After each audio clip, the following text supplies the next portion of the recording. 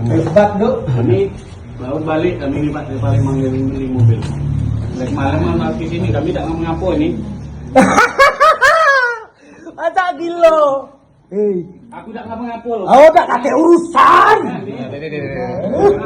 Seorang suami di Lubuk Linggau viral menggerebek istrinya yang sedang bersama pria lain dalam sebuah kamar kos di RT 4 Kelurahan Marga Rahayu, Kecamatan Lubuk Linggau Selatan 2, Selasa, 24 Februari 2026. Datang dengan didampingi polisi, penggerebekan itu dilakukan sekira pukul 3 WIB dini hari. Diketahui, pria yang digerebek tersebut berinisial H, seorang sopir travel, sedangkan perempuannya berinisial S, seorang ibu rumah tangga. Saat ini keduanya sudah diamankan di Polres Lubuk Linggau, Sumatera Selatan. PS Kapolsek Lubuk Linggau Selatan Ibtu Dedi Ardianto, melalui Kanit Reskrim Ibda Hari Ardiansyah membenarkan adanya peristiwa penggerebekan tersebut. Ya, semalam kita melakukan penggerebekan atas dugaan perselingkuhan, kata Hari saat dikonfirmasi Tribun Sumsel.